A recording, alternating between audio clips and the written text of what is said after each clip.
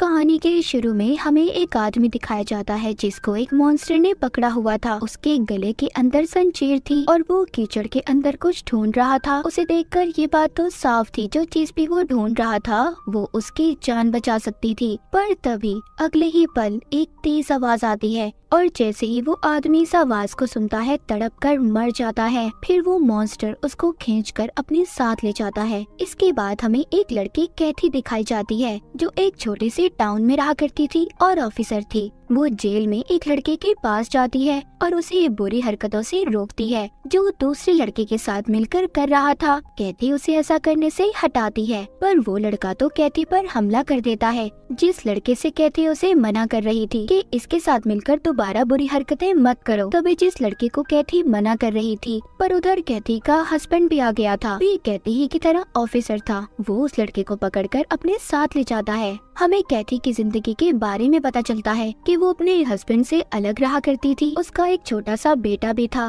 कैथी का बेटा रहा तो उसके साथ ही करता था पर काम के सिलसिले में अक्सर वो मसरूफ रहा करती थी, इसीलिए वो उसे अपने हस्बैंड के पास छोड़ जाती थी। कैथी का हस्बैंड अपनी दूसरी बीवी के साथ रहा करता था जो माँ बनने वाली थी, पर वो अच्छी थी और कैथी के बेटे को अपना बेटा ही समझती थी। खैर कैथी अब ऑफिस जाती है। उसका हेड उसके हाथ पर पट्टी करता है क्योंकि उस लड़के के हमले से कैथी जख्मी हो गई थी। तभी उधर एक लड़की ऑफिसर आती है जो बताती है मैरी नाम की औरत 20 साल बाद रिहा हो चुकी है। उसको टाउन में ब्लडी मैरी के नाम से पहचाना जाता था। उसके बारे में छानबीन का सारा काम कैथी के जिम्मे था। यहाँ पर उसके हेड कहते हैं नहीं रहने दो, कैथी नहीं कर पाएगी। पर कैथी वो फाइल ले लेती है और कहती है लाओ फाइल दो, मैं इस काम को जरूर करूंगी। कैथी के बॉस मैरी की सारी कहानी बताते हैं कि उसका हस्बैंड उसे आग में जला रहा था और तब उसने अपने हस्बैंड को ईंट से मार दिया और इसीलिए उसे 20 साल की सजा सुनाई गई थी। मतलब कैथी के हेड ये कहना चाहते थे कि मैरी बुरी औरत नहीं है।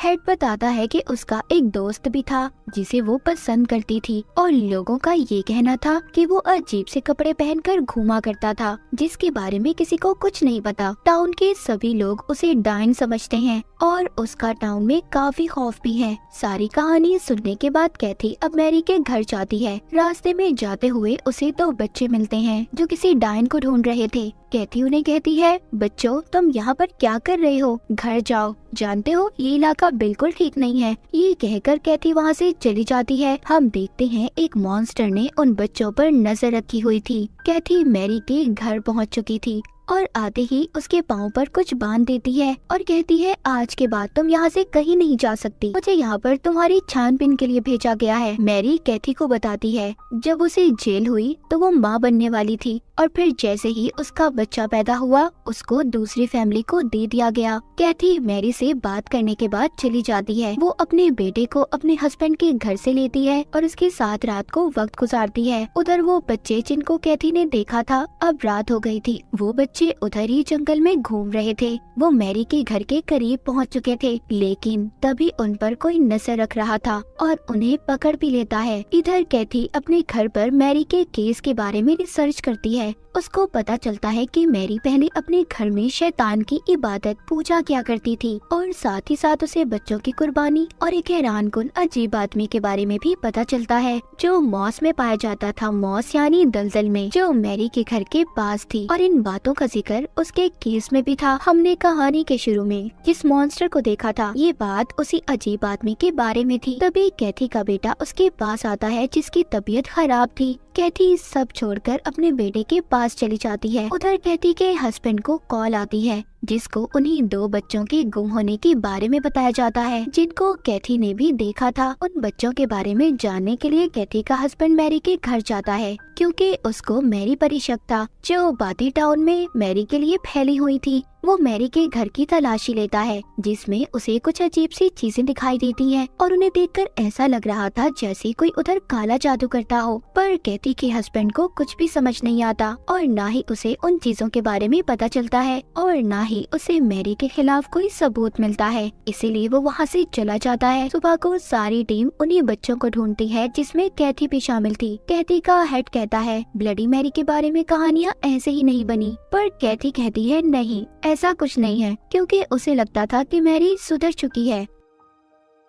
अब यहाँ पर कैथी बच्चों को ढूंढते हुए अपने फोन के मैप पर देखती है कि मैरी अपने घर से बहुत दूर थी, क्योंकि उसने उसे मना किया था कि तुम दूर नहीं जाओगी। इसीलिए कैथी उसका पीछा करती है और उस तक पहुँच जाती है। वो उसे कहती है, मैंने तुम्हें मना किया था मैरी कि तुम अपने घर से दूर नहीं जा सकती। जिस पर वो जवाब देती है कि ये मेरे डैड का घर है, मैं यहाँ पर कुछ वक्त गुजारने आई थी। अब कैथी मैरी को उसके घर छोड़ती है, पर जाते हुए वो कैथी से उसकी जिंदगी के बारे में कुछ सवाल करती है, जैसे शादी, बच्चे, पर कैथी उसकी बातों पर ध्यान नहीं देती और चली जाती है। उसके दूसरी तरफ इसकी टीम को जंगल में बच्चे तो नहीं मिलते, पर एक आदमी की लाश मिलती है जो शायद उसी आदमी की थी जिसको हमने कहानी के शुरू में उस अजीब मॉन्स्टर के पास देखा था। उधर कैथी के हस्बैंड को लकड़ी से बनी हुई कुछ चीजें भी नजर आती हैं जो बिल्कुल वैसी ही थी जो इसने मैरी के घर में देखी थी। कैथी अभी भी इन बातों पर यकीन नहीं करती कि सब मैरी ने किया होगा। रात को मैरी अपने बेटे के पास जाती है। असल में उसने जो कुछ भी कहानी कैथी को सुनाई थी सब झूठी बातें थी कि उसके बच्चे को उससे छीन लिया गया था। मैरी का बेटा तो उसके पास ही था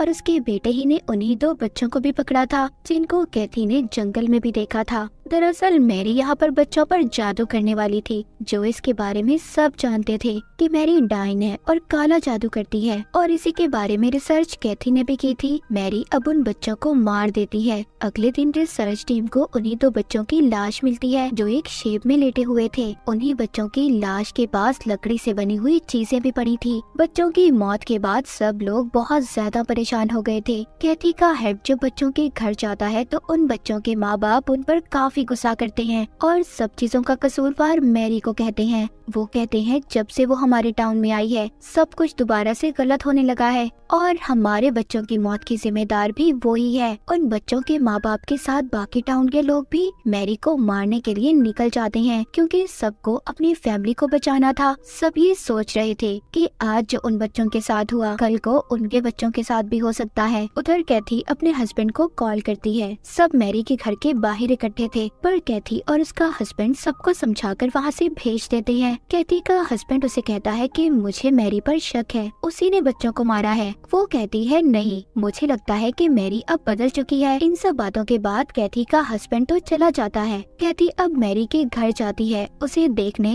कैथी जब मैरी के पास जाती है तो वो उससे कहती है, तुम यहाँ से दूर क्यों नहीं चली जाती, मेरा पीछा छोड़ दो, चली जाओ यहाँ से। तभी कैथी उधर ही खून से भरी बाल्टी देखती है और हम कैथी के पीछे उसी अजीब आदमी को देखते हैं। आगे दिखाया जाता है कैथी बेहोश थी, उसको मैरी ने बांधकर अपने पास रख लिया था। इन सब में उसका बेटा भी था। मतलब कैथी अब तक जो मैरी के बारे में सोच रही थी कि वो बदल गई है, सब झूठ था। मैरी बिल्कुल वैसी ही थी जैसा उसके बारे में लोग जानते थे। मैरी कैथी को बताती है, हाँ मैंने ही बच्चों को मारा है, और कैसे मैं ये भी बता सकती हूँ। मैरी यहाँ पर विचक्राफ्ट काला जादू क्या करती थी। तभी मैरी कैथी के गले में जंजीर डालकर उसे उसी जगह पर ले जाती है जिधर दलदल थी, जो हमने कहानी के शुरू में भी देखा था। उसके साथ उसका बेटा भी था। मैरी कहती है कि तुम्हें इस जगह पर मैंड्रिक को ढूंढना होगा और ख्याल रखना कि वो जाग ना जाए। अगर वो जागा, उसने शोर किया तो उसकी आवाज से तुम मर जाओगी। कैथी के पास कोई और रास्ता नहीं था, इसीलिए वो जल्दी जल्दी जमीन से मैंड्रिक को ढूंढने लगती है। दरअसल मैंड्रिक एक रूट जड़ होती है और इसका इस्तेमाल विचक्राफ्ट में काले जादू में किया जाता है। ये जड़ हिरन के चेहरे जैसी होती है और ये असल में पाई जाती है जैसे कीचड़ या दलदल वाली जगह पर। ये काले जादू में इमोर्टैलिटी, अमर होने के लिए या किसी भी चीज को ठीक करने के लिए इस्तेमाल की जाती है। उनको मैंड्रिक जब मिल जाता है तो वो कैथी को अपने घर ले आए थे। उसको नहलाकर अच्छे से तैयार करते हैं, फिर मैंड्रिक के साथ अपना जादू करते हैं। उससे मैरी कोई शरबत बनाती है जो खुद पीती है और फिर अपने बेटे को पिलाती है, और बाद में जबरदस्ती कैथी को भी वो शरबत पिला देती है। उसका बेटा पूछता है कि आपने शरबत कैथी को क्यों पिलाया। मैरी शायद यहाँ पर अपने बेटे के लिए कैथी को बांधकर रखना चाहती थी, या फिर मैरी और उसका बेटा इमोर्टल होना चाहते थे, हमेशा जिंदा रहना चाहते थे।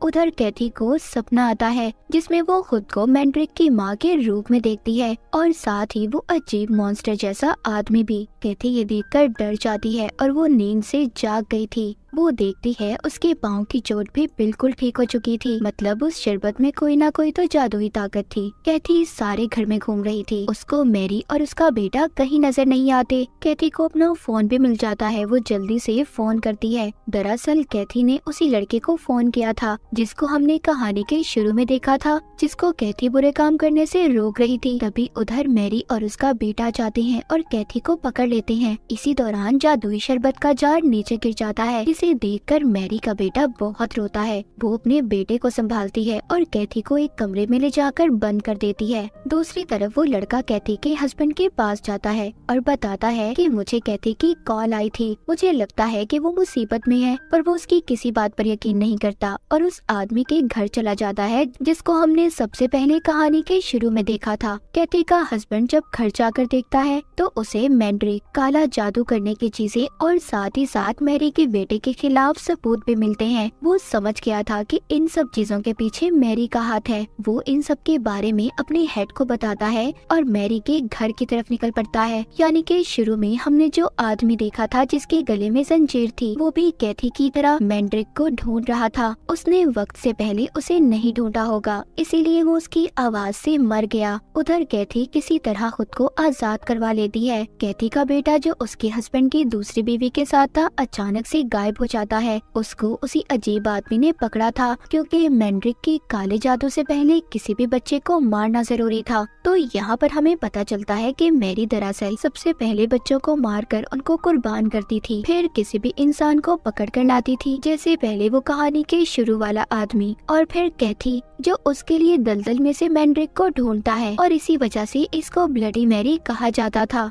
और जो शरबत वो बनाती थी उसको बनाने के लिए मरे हुए बच्चों का खून और मैंड्रिक का इस्तेमाल करती थी। अब खैर इन सबके बाद कैथी का हस्बैंड मैरी के घर पर आता है और उससे कैथी का पूछता है, पर तभी अचानक से उसका हेड आकर उसे चाकू से मार देता है। बाद में मैरी कैथी के हस्बैंड को दोनों ने मिलकर मार दिया था। यहाँ पर हमें पता चलता है कि कैथी और उसके हस्बैंड का हेड मैरी से मिला हुआ था और इसी हेड ने मैरी के बारे में कैथी को उल्टी सीधी कहानियाँ सुनाई थी। और शायद वो लड़का जिसके बारे में बताया था कि मैरी उसको पसंद करती थी, वो भी यही हेड ही था। कैथी को सब बातों का पता चल चुका था, पर अभी वो कुछ नहीं कर सकती थी। वो जंगल की तरफ भागती है। उसे वहाँ पर अजीब मॉन्स्टर भी नजर आता है जो उसके बेटे को साथ लेकर जा रहा था। वो उस पर पीछे से हमला करती है। यहाँ पर ये उस मॉन्स्टर को बहुत मारती है। वो नीचे गिर जाता है। हमें पता चलता है कि ये कोई मॉन्स्टर नहीं बल्कि मैरी का बेटा था जिसने मॉन्स्टर वाला सूट पहना हुआ था। यानी कि कहानी के शुरू में हमने जो मॉन्स्टर देखा था वो भी मैरी का बेटा ही था। कैथी उसे मारकर अपने बेटे को बचा लेती है। उधर मैरी के पास कैथी का हेड था जो असल में 20 साल पहले वो ही लड़का था जिसके लिए मैरी ने अपने हस्बैंड को मारा था। वो हेड को भी मार देती है और कहती है कि अब तुम कमजोर हो चुके हो, मेरे किसी काम के नहीं। दरअसल 20 साल पहले मॉन्स्टर का सूट पहनकर बच्चों को पकड़ने का काम ये हेड ही करता था। सब टाउन वालों को पता चल चुका था कि सबके पीछे मैरी और उसके बेटे का हाथ है। टाउन वालों को मैरी का बेटा मिल चुका था जो जख्मी हालत में था। सब उसको लटकाकर मार देते हैं। बाद में वो मैरी को ढूंढने जाते हैं। वहाँ पर जाकर वो हेड की लाश को देखते हैं। उन्हें पता चलता है कि मैरी भाग चुकी है और कैथी ने भी अपने बेटे को बचा लिया है। उधर दिखाया जाता है कि कैथी अपने बेटे के साथ घर पर थी, तभी अचानक से वो मैंड्रिक को देखती है जिसे देखकर काफी परेशान हो जाती है और साथ ही कोई दरवाजा भी बजाने लगता है। वो जब दरवाजा खोलती है तो ये तो वो ही लड़का था जिसको कैथी बुरे कामों से रोकती थी। वो इसकी फिक्र करते हुए यहाँ पर आया था और शायद वो उसे पसंद भी करने लगा था। मूवी के आखिर में दिखाया जाता है कैथी अपने हस्बैंड की दूसरी बीवी से मिलती है जिसके पास अब बेटा था। उधर दूसरी तरफ मैरी जो अब बहुत दूर जा चुकी थी, वो कहाँ गई थी कोई भी नहीं जानता था। मैरी के जाने के बाद टाउन में बच्चों का गुम होना, उनकी मौत होना, सब कुछ बिल्कुल ठीक हो चुका था। कैथी अपने हस्बैंड के बच्चे के साथ थी। उधर मैरी जो दूर जा चुकी थी, कोई बहुत बड़ा जादू कर रही थी जिसको कैथी भी महसूस करती है क्योंकि उस मैंड्रिक शरबत की वजह से कोई ताकत तो कैथी में भी थी जो मैरी की ताकतों को महसूस कर पा रही थी। अब मैरी क्या कुछ बड़ा करने वाली थी जिसका सामना कैथी को करना पड़ेगा। और इसी के साथ ये कहानी यहीं पर खत्म हो जाती है।